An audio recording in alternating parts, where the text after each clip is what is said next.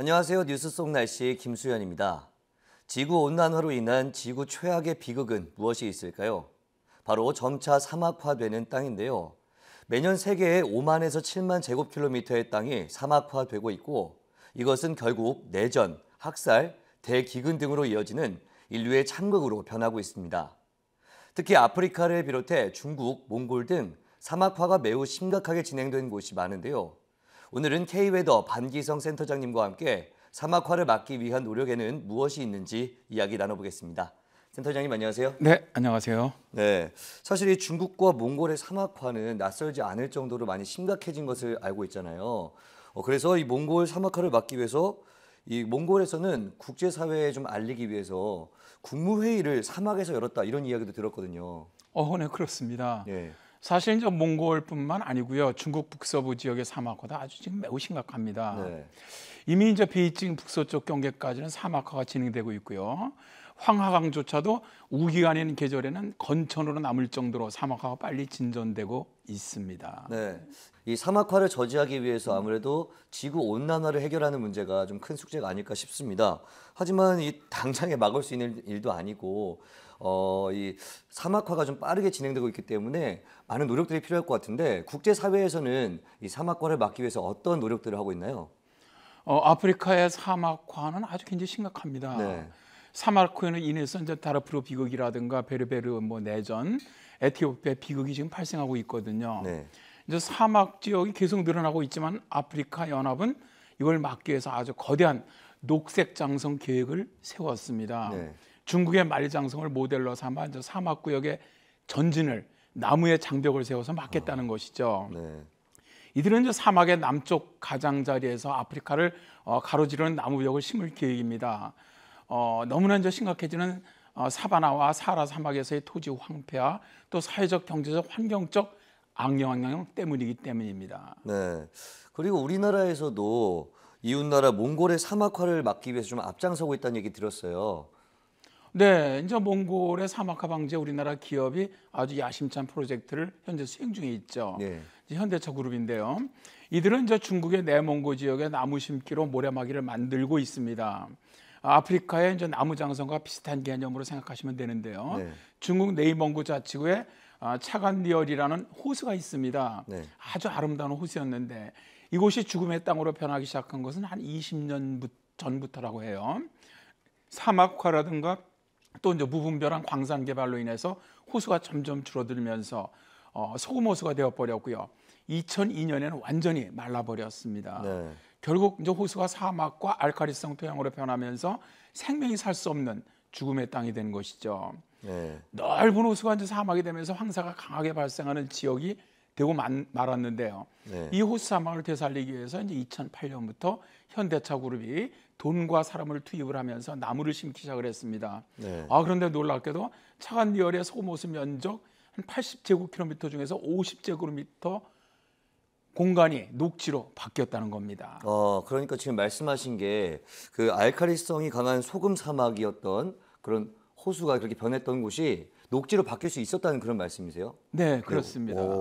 좀 많은 노력이 좀 들어가면 아무래도 확실히 좋은 결과가 나올 것 같은데 좀 궁금한 게 하나 있습니다. 그렇다면 그런 사막에서 살 수 있는 어떤 그런 척박한 환경에서 살 수 있는 식물들이 있었을지. 사실은 거의 없죠. 네. 굉장히 염도도 높고 강알칼리성에다가 네. 물기 없지 않습니까?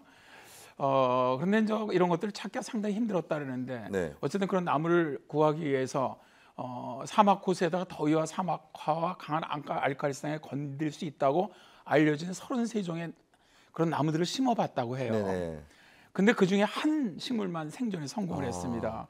바로 나문재 혹은 저 감봉이라고 불리는 나무인데요. 네. 그런데 이제 문제는 이 나문재는 우리나라 이제 인천공항 주변에도 사실은 이 나무도 자라고 있어요. 네. 이제 1년생 식물이기도 합니다. 네. 그러니까 우리나라에 있는 그런 바다 식물이다라는 말씀이시죠. 네네. 또 현대에서 우리나라 식물을 가지고 가서 또 이렇게 녹지에 성공을 어느 정도 거뒀다는 걸 보니까 좀 뿌듯하기도 한데 조금 우려스러웠던 부분이 좀 있다면 아무래도 그 모래사막에서 그 식물들이 자라는 게 한 종류밖에 살아남지 못했다고 말씀하셨잖아요. 아무래도 모래 바람이 좀 불고 씨앗을 덮어버리고 이런 일이 많다 보니까 아마 그러지 않았을까 싶은데 어떻습니까? 이제 역시 뭐 날씨 일을 하시다 네. 보니까 상당히 이제 예리하게 날씨적인 관점에서 바라보시는데 네. 우리 김수현 씨가 걱정하는 것이 일어나지 않게 하기 위해서 네. 풍향이라든가 풍속, 습도 등을 자동으로 재는 이제 기상 관측 장비를 하루 24시간 365일을 관측했다 그래요. 네. 그리고 이제 바람골을 찾아서 일일이 손으로 한 30cm 높이의 나뭇가지들을 촘촘히 꽂아서 네. 장벽을 만들었습니다. 그러니까 높이가 낮은 장벽이긴 하지만 바람에 날리는 모래를 갖다가 상당히 줄여주면서 씨앗의 그 생존율을 크게 높일 수 있었다 그래요. 네. 2008년부터 2012년까지 매년 25km씩 작업을 계속한 그때 총 125km의 모래막이를 완성하면서 씨가 뿌려진 곳을 보호할 수 있었다고 합니다. 네. 이런 놀라운 이런 노력들은 아주 굉장히 큰 효과를 가져왔는데요. 네. 차관여로 호수 지역의 식생 환경은 놀랄 만큼 달라졌다고 해요. 네. 2008년에 350만 제곱미터의 초지가 생겨나면서 2009년엔 1200만 제곱미터, 2010년과 2011년에 각각 1300만 제곱미터로 늘어나면서 매년 200만 제곱미터의 식생 지역이 늘어나고 있다고 합니다. 네, 그러니까 무엇이든 노력을 좀 기울이다 보면 확실히 환경이 좋아질 수 있다는 걸 볼 수 있었는데, 그 일부에서도 보니까 고구마로 또 사막화를 막을 수 있다 이런 보도가 있었어요. 아마 많은 시청자분들이 고구마가 과연 가능할까 이렇게 생각을 할 것 같은데 어떻습니까?